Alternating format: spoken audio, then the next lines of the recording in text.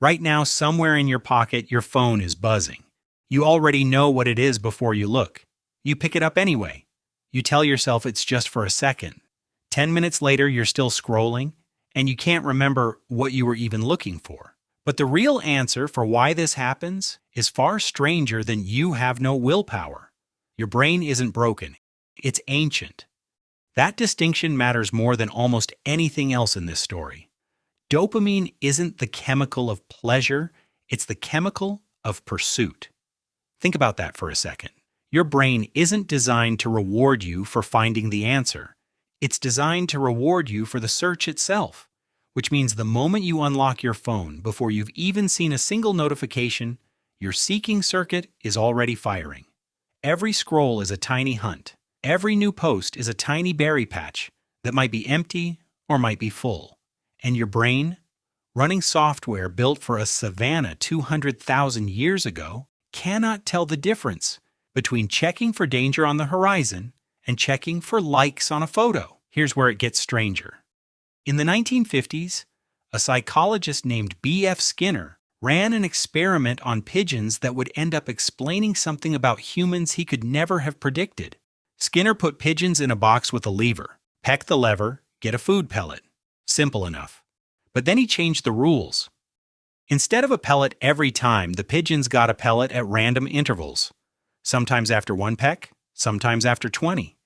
The pigeons that got rewarded every single time eventually got bored and stopped pecking. But the pigeons on the random schedule, they pecked constantly, obsessively, even when there was no food left at all. Skinner called this a variable ratio reinforcement schedule, and it turned out to be the single most addictive reward pattern ever discovered. Sound familiar? Every time you refresh your feed, you're pecking the lever. Sometimes there's nothing new. Sometimes there's a message from someone you like. Sometimes there's a video that makes you laugh out loud. You never know which one it'll be. And that unpredictability is exactly why you can't stop checking. Slot machines use this same principle. So does your phone. The apps weren't designed by accident to feel this way. They were designed by teams of engineers, many of whom studied behavioral psychology specifically to build products that exploit this 200,000-year-old seeking circuit.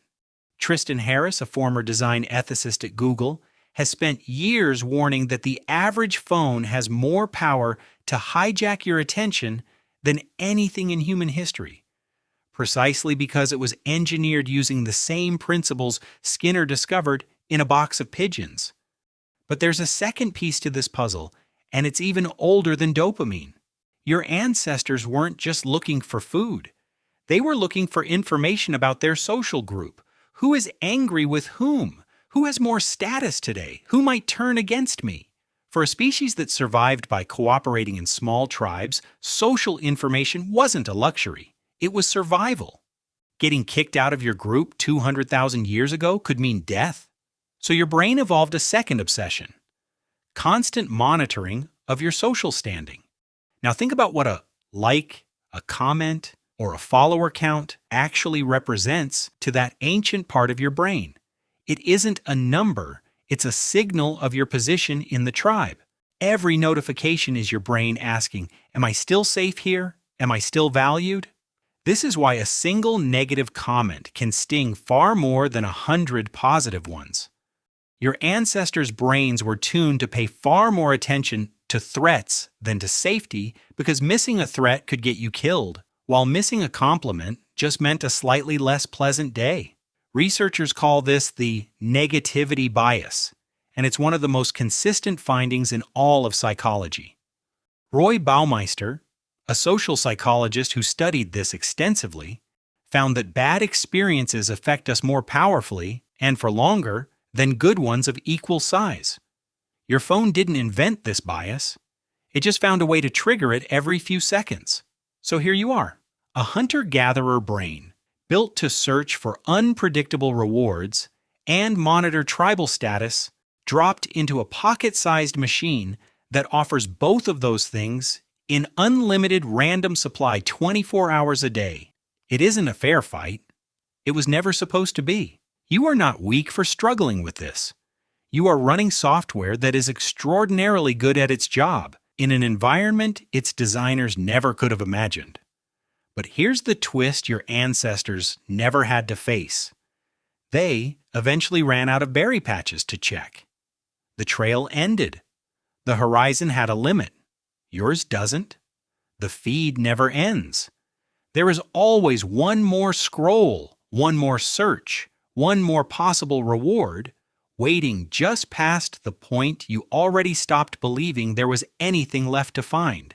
And so the very thing that kept your ancestors alive on the savannah is now the thing quietly stealing hours of your one life you'll never get back. Because the problem was never that your brain seeks novelty. The problem is what you've been feeding it. Tonight, when you feel that pull to check your phone one more time, remember what's actually happening underneath. It isn't weakness. It's 200,000 years of survival instinct, firing exactly the way it was built to. The question is no longer why you can't stop scrolling. The question is what you'll teach that ancient circuit to search for next. If this kind of question keeps you up at night, you're exactly the kind of person this channel was made for. Subscribe for more stories about the ancient wiring behind modern behavior, drop a like if this reframed something for you, and let us know in the comments what you'd want your brain to seek out instead. See you in the next one.